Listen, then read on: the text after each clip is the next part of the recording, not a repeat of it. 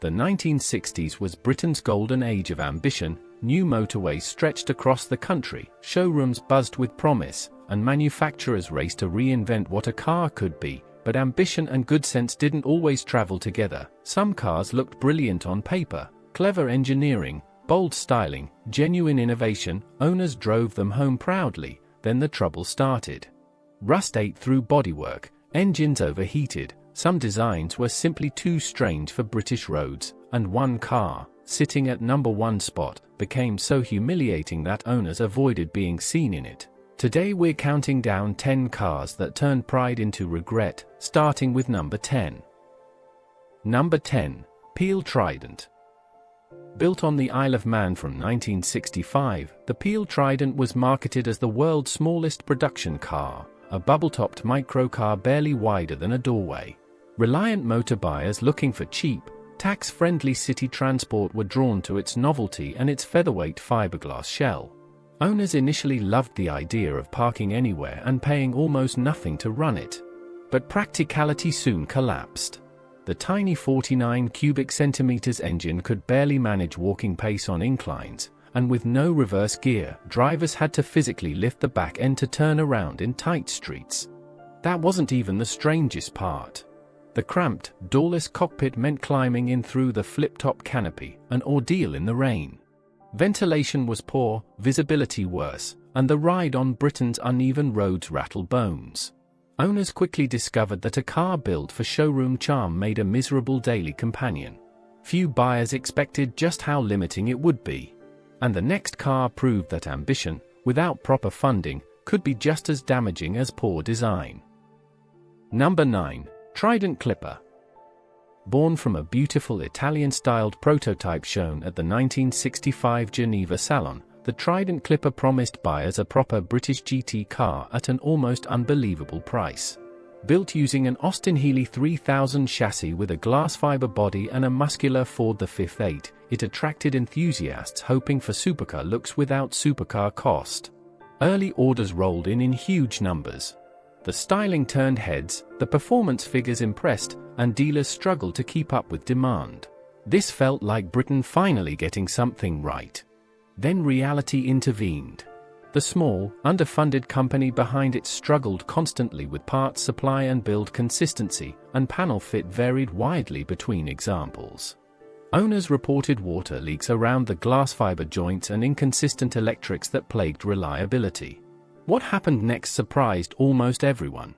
When Austin Healey production ended, Trident had to weld extended Triumph chassis rails just to keep the shape correct, a workaround that hinted at deeper instability behind the scenes.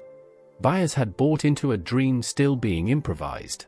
But the next car chose an entirely different, and far more eccentric, route to disappointment. Number 8. Bond Mini Car. Produced in Preston from 1949 through the early 1960s, the Bond Mini Car targeted thrifty motorists who wanted 4 wheels of freedom without a full car license. Its 3-wheeled layout meant owners could legally drive it on a motorcycle license, and with fuel economy touching 100 miles per gallon, it promised the cheapest motoring in Britain. For families feeling the pinch, that appeal was enormous. Buyers pictured effortless commuting and negligible running costs, all wrapped in a lightweight aluminium and fiberglass body that never rusted like its rivals. The trouble lay in its balance. That single front wheel, carrying most of the weight, made handling unpredictable at speed. The real embarrassment came on roundabouts and tight bends, where the forward weight bias could tip the mini car disturbingly close to instability. Owners learned to drive cautiously, avoiding fast cornering altogether. Combined with a buzzy 2-stroke V8 engine and a distinctly agricultural ride, the minicar's economy came at a genuine cost to confidence behind the wheel. Would you have trusted a car balanced on 3 wheels through a British winter? The next entry swapped economy for luxury, and somehow found new ways to disappoint. Number 7. Austin 3 Litre. Unveiled at the 1967 London Motor Show, the Austin 3 Litre was meant to be BMC's answer to executive rivals like the Rover P5 and Triumph 2000. Built on the familiar Land Crab platform but stretched and re-engineered, it promised spacious, dignified motoring for company directors and professionals moving up in the world. Buyers were drawn by the badge of prestige and a smooth six-cylinder engine borrowed from the MGC, expecting refined performance to match the price tag. Unfortunately, the car arrived a full year late, and by the time it reached showrooms, its styling already looked outdated. That wasn't the biggest problem. Owners found the heavy body left that borrowed engine feeling distinctly underpowered for genuine executive driving, undermining the very image BMC was chasing. Complex hydroelastic suspension proved troublesome to service, and interior quality lagged noticeably behind cheaper rivals. Fewer than 10,000 were ever built before BMC quietly ended production, leaving early adopters driving what many considered an expensive miscalculation. That wasn't the end of Britain's strange decade. The next car shrank everything down to an almost comical scale. Number 6, Peel P50. Also built on the Isle of Man from 1962, the Peel P50 remains famous as the smallest production car ever made, so compact it could be parked standing on its end. Marketed to city dwellers desperate to dodge congestion and parking fees, it promised the ultimate solution to urban motoring headaches. Curious buyers were charmed by the novelty and the astonishingly low running costs, with fuel consumption that felt almost too good to believe. But daily life with a single-seat, single-door microcar brought harsh realities. With no reverse gear, owners had to grab the rear handle and drag the entire car around by hand whenever they needed to turn. Handling in wind was frightening, motorway travel was impossible, and the cramped cabin offered no protection in a collision. Owners found themselves the subject of constant stares and jokes on every journey. And if you're enjoying this journey through Britain's forgotten motoring history, we'd love to know which car has surprised you the most so far. What happened next involved a British supercar built by a company that barely existed. Number 5, Keeble GK1. Launched in 1964 from a converted airfield in East Leigh, the Keeble GK1 combined Italian styling with a thunderous American V8, offering performance that rivaled Aston Martin at nearly half the price. Wealthy enthusiasts were seduced by the promise of genuine supercar pace wrapped in handcrafted British bodywork. Early reviews praised its poise and effortless power, and the waiting list grew quickly among Britain's motoring elite. That price, though, told its own story. Selling each car for less than it cost to build was never sustainable. Within a year, the original company collapsed into liquidation, leaving owners stranded without factory support or guaranteed parts supply. A rescue attempt kept production limping along, but reliability suffered as corners were cut to save money. Buyers who had paid for exclusivity instead found themselves owning an orphaned marque with an uncertain future. Could you have lived with owning a car nobody could properly service? The next entry carried an engine with genuinely royal connections and an equally troubled reputation. Number 4, Vanden PLA Princess for Litre R. Announced in 1964, the Vanden PLA Princess for Litre R was the result of an extraordinary deal between BMC and Rolls-Royce, fitting a genuine Rolls-Royce aluminium engine into a luxury saloon body. For status-conscious buyers, owning a car with that badge under the bonnet felt like the height of British sophistication. The car delivered genuinely smooth, powerful cruising, and early sales looked promising among executives eager for exclusivity without the full Rolls-Royce price. But the engine's origin soon became an open secret, and it wasn't the fairy tale buyers imagined.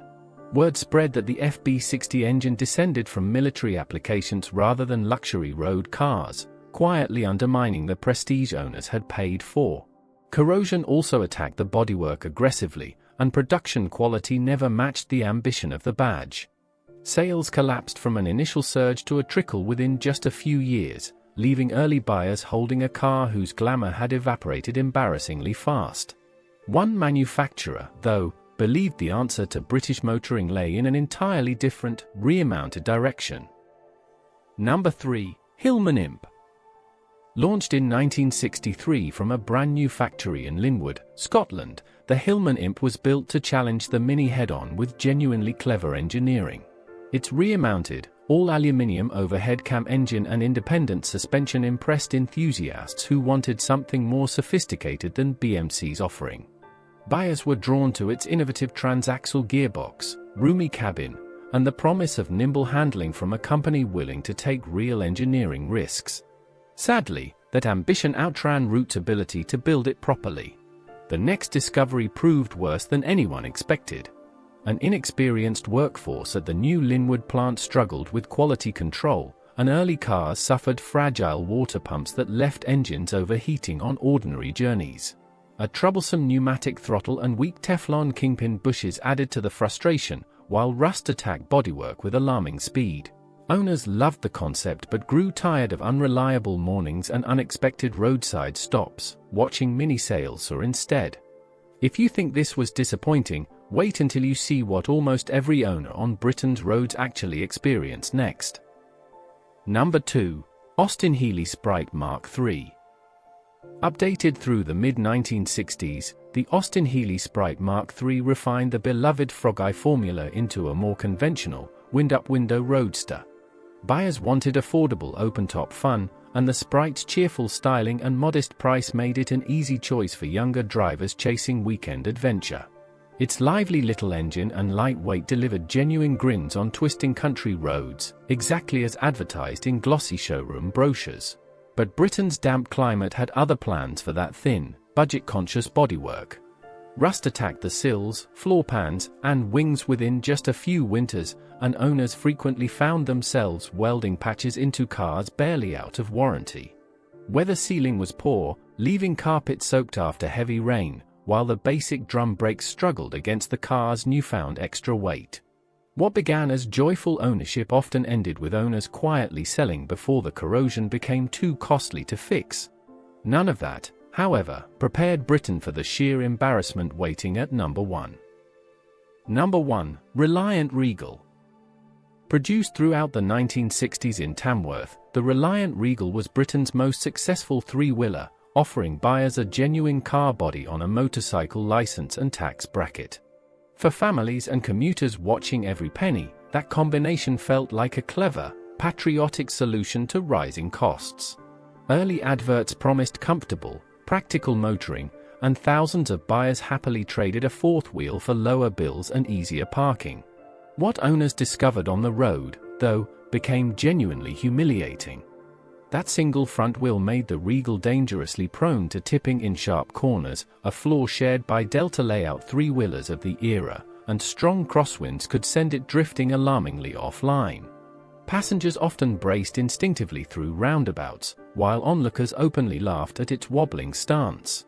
The untrimmed fiberglass interior felt cheap compared to proper four-wheeled rivals, and being seen driving one carried a social stigma few could shake off, no matter how much money it saved.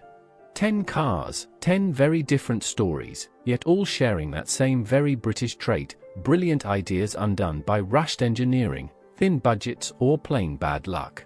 Some became beloved classics anyway, quirks and all, while others faded quietly from Britain's driveways. Looking back, it's remarkable how much ambition existed in such a difficult decade for the motor industry. So tell us honestly, which of these cars genuinely surprised you the most? If you enjoyed this trip through Britain's motoring past, give the video a like, and consider subscribing to Britain Rewind for more stories like this one. Thanks so much for watching, and we'll see you next amazing video.